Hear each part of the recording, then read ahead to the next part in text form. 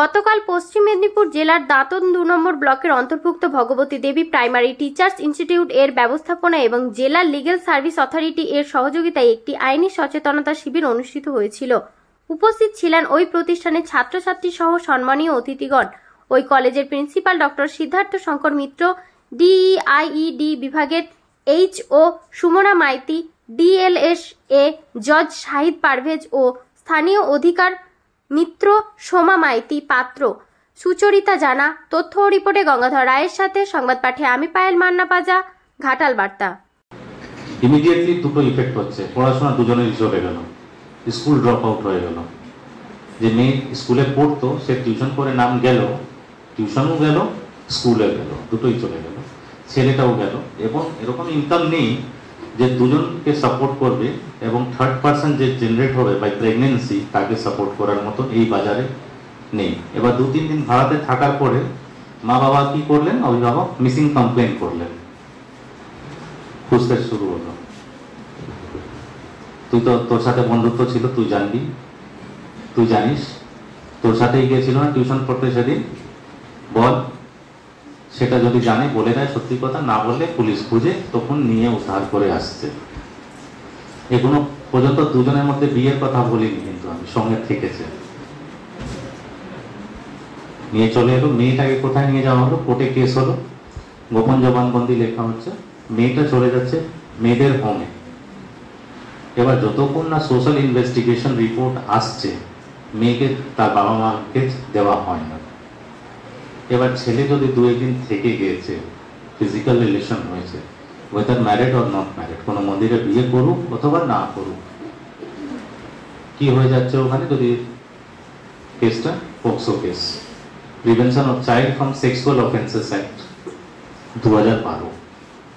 এখানে ছেলে পরিবার বা বিয়ে করাতে যে সাহায্য করেছেন সবাই কিন্তু পোক্সোতে বুক হয়ে যাচ্ছেন ওখানে।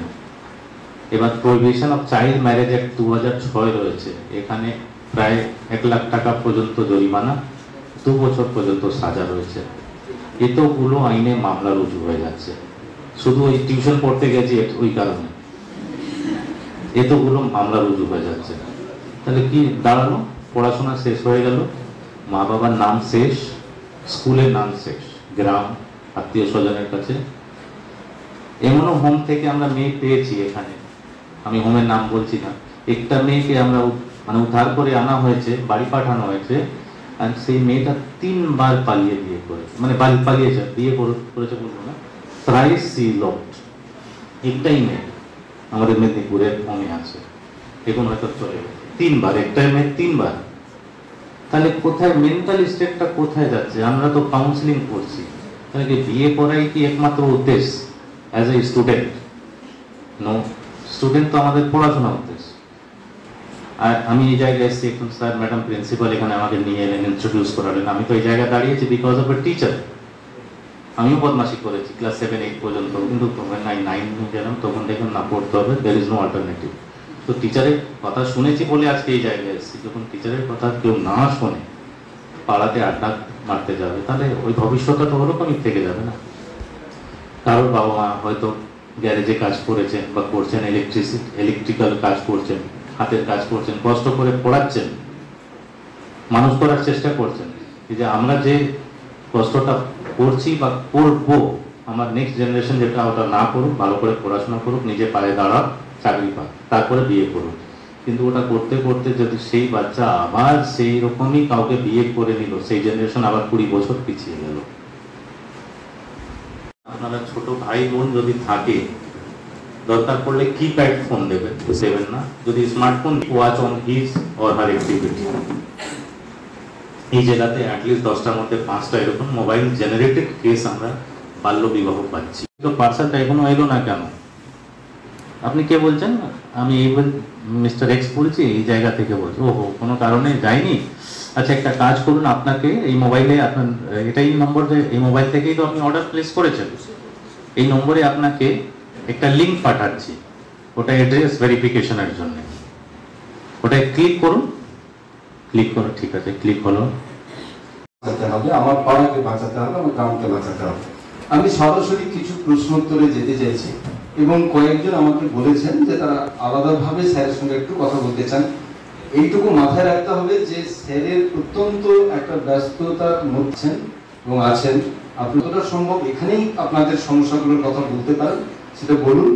আর খুব যদি মনে হয় যে খুব টাচি ইস্যু এখানে হয়তো বলা যাচ্ছে না, শেয়ার করা যাচ্ছে না, সেক্ষেত্রেও আলাদা করে একটা জায়গায় হতে পারে। তবে স্যার, আপনি তো আজকে যাদেরকে নিয়ে আজকে এই আলোচনা সভা করলেন তারা সবাই 18 ঊর্ধ্ব, কিন্তু আমাদের একটি ল্যাবরেটরি স্কুল আছে আমাদের এই কলেজে পরিচালিত হয়, সেখানেই এরকম দুখানি ঘটনা ঘটেছে।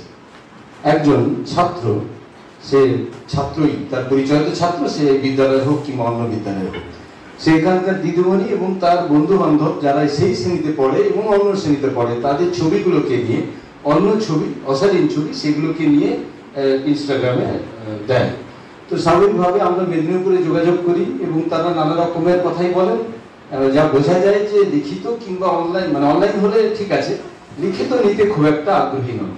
তো যাই হোক, আমরা যে যোগাযোগ করছি এটা কিন্তু ভালো রকম চাউল করে দিই, চারদিকে ছড়িয়ে দিই যে আমরা কিন্তু ওই কি ভায়োলেন্স বলে এটাকে বলো, যোগাযোগ করছি এবং সত্যিকারই যোগাযোগ করছি। যেটা হলো সেটা হচ্ছে ওই ছাত্রটি কিন্তু পুরো অ্যাকাউন্টটাকে ডিলিট করে দেয়, এখানেই ঘটেছে। আমরা সচেতন আছি বলেই হয়েছে। দ্বিতীয় হচ্ছে একই রকম ভাবে আমাদের স্কুলের একজন ছাত্র একই রকম এরকম মেসেঞ্জারে যোগাযোগ এবং বাবার অ্যাকাউন্ট থেকে 15,000 টাকা পাঠিয়ে দিয়েছে।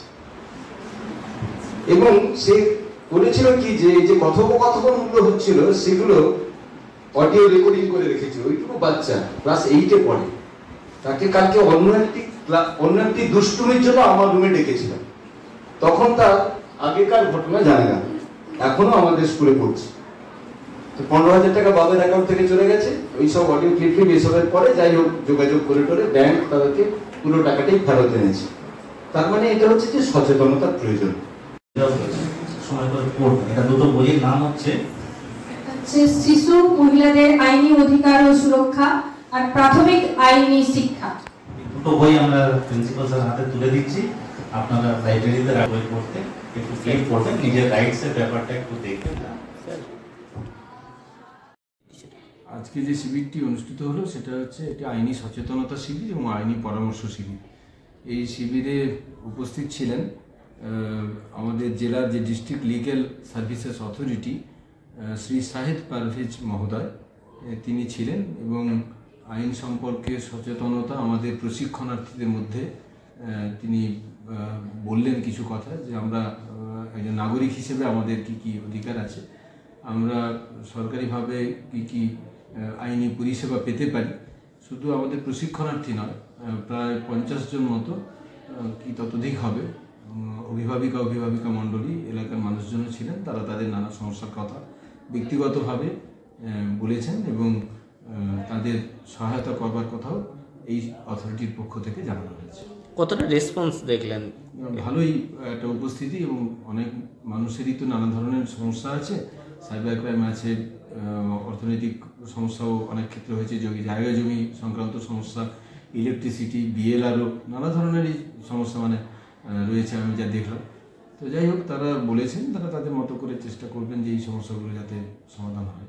এই ধরনের ক্যাম্প আরও কই চাইবেন আপনি এখানে? আমরা তো সারা বছর ধরে স্বাস্থ্য, শিক্ষা, এই ধরনের সামাজিক যে কাজগুলো রয়েছে, এই ধরনের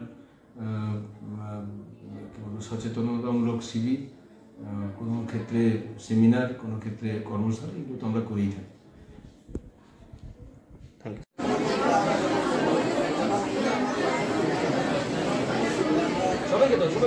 আচ্ছা, সময় কম থাকার জন্য